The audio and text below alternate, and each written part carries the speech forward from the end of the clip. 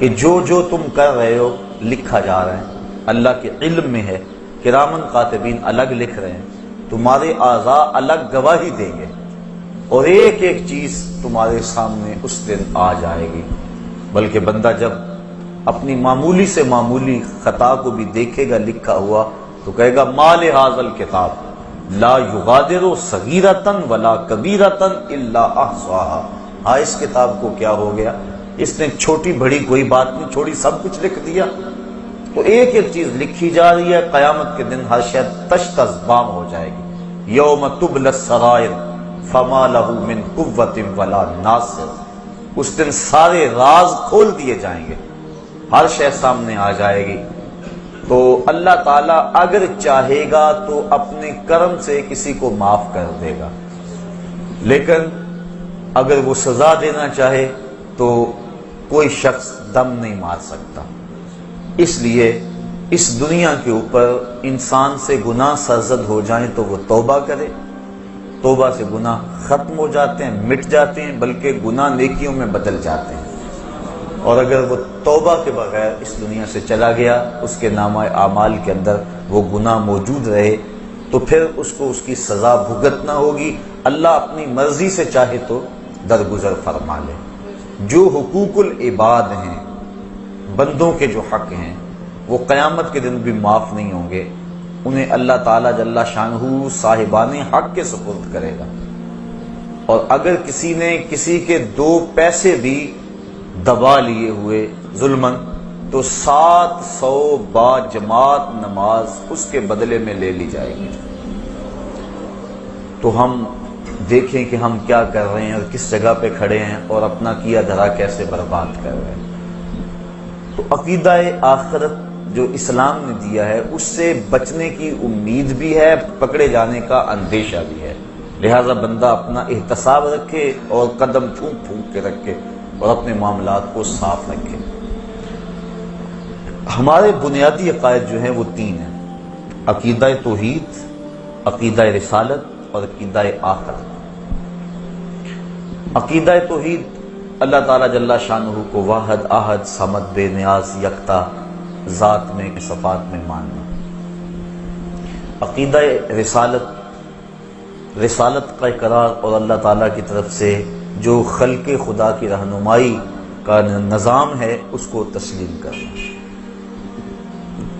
تیسرا عقیدہ آخرت، جس کی وضاحت آپ کے سامنے پیش کی گئی۔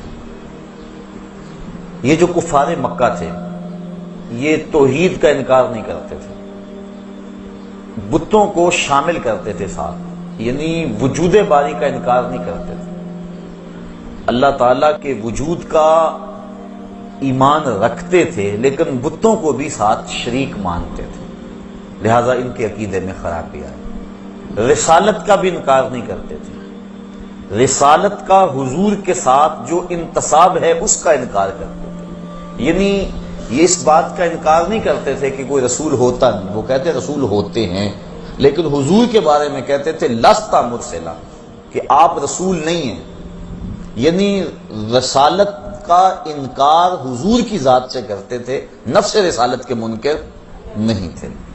لیکن تیسرا عقیدہ جو ہمارا اسلام کا بنیادی ہے، عقیدہ توحید، اس کا وہ ڈٹ کے انکار کرتے تھے۔ وہ کہتے تھے یہ بات سمجھ سے باہر ہے کہ جب ہم مر جائیں گے ہماری ہڈیاں جو ہے وہ خاک میں مل جائیں گی تو دوبارہ کیسے ہمیں زندہ کیا جائے گا، اس بات کا وہ ڈٹ کے انکار کرتے تھے۔ جتنی بھی مکی آیات ہیں آپ پڑھ لیں، اس میں عقیدہ آخرت کا اس بات زوردار انداز میں کیا گیا۔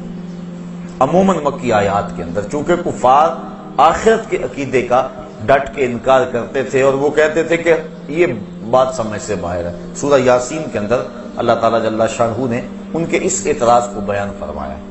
ارشاد ہوا وَضَرَبَ لَنَا مَثَلًا وَنَسِیَ خَلْقَهُ، اس کی مثال کے جو اپنی خلقت کو، تخلیق کو بھول گیا، کیا کہتا ہے؟ قَالَ مَن يُحْيِي الْعِظَامَ وَهِيَ رَمِيمٌ، کہتا ہے ان ہڈیوں کو کون اٹھائے گا جبکہ یہ بوسیدہ ہو جائیں گی، جب خاک میں مل جائیں گی، گودے ختم ہو جائیں گے، ہڈیوں میں مٹی بھر جائے گی، تو ان ہڈیوں کو جوڑ کر دوبارہ انسان کیسے بنے گا؟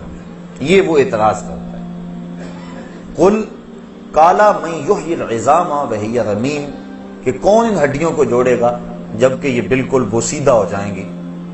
قل اے حبیب آپ فرما دیجئے یحییھا الذی انشأھا اول مرہ، ان ہڈیوں کو وہی جوڑے گا جب ہڈیاں بھی نہیں تھی جس نے انسان پیدا کر لیا۔ اب تو میٹیریل موجود ہے، بکھرا پڑا ہے، جب میٹیریل بھی موجود نہیں تھا، جب مادہ بھی موجود نہیں تھا، تو جس نے اس کو پیدا کیا اور پھر انسان بنایا، اب اس کے لیے ہڈیوں کو جوڑ کر انسان بنانا کون سا مشکل ہے؟ تو دو لفظی دو ٹوک اور بڑا خوبصورت جواب دیا۔ حبیب آپ فرما دیں، کل آپ ارشاد کر دیں یحییھا الذی انشأھا اول مرہ، ان کو وہی دوبارہ زندگی دے گا، دوبارہ ان کو جوڑے گا کہ جس نے پہلی مرتبہ ان کی تخلیق کی، جس نے ہڈیوں کو پیدا کیا، ان کو جوڑ کے انسان بھی بنا لے گا۔ تو اور بھی دوسرے مقامات پر اللہ تعالیٰ جل شانہ نے ارشاد فرمایا سورہ طارق کے اندر، جس مالک نے انسان کو صلب سے اور سینے کی پسلیوں سے نکالا، یخرج من بین الصلب والترائب انہ علی رجعہ لقادر، جب انسان کو تخلیق ہوئی تو وہ سینے کی پسلیوں سے اور صلب سے نکالا گیا، تو پھر اس کی تخلیق ہوئی اور کتنی منمونی صورت دے دی گئی۔ تو جب مالک نے وہاں سے نکال کر اتنی خوبصورت صورت سے اس کو نوازا، تو جب یہ قبر میں چلے جائے گا تو اس کو دوبارہ کیا اٹھانے پہ وہ قادر نہیں ہے؟ جو پسلیوں سے کھینچ کے انسان کو تعمیر کرتا ہے، جو صلب کی ہڈی سے انسان کو کھینچ کے تعمیر کر لیتا ہے، تو کیا وہ مرے ہوئے انسان کو دوبارہ زندگی نہیں بخش سکتا؟ تو اس بات فرمایا گیا عقیدہ آخرت کا، اس کے دلائل قرآن مجید کے اندر جگہ جگہ پھیلے ہوئے ہیں، بالخصوص مکی آیات کے اندر اس کو بڑی وضاحت کے ساتھ بیان کیا گیا ہے۔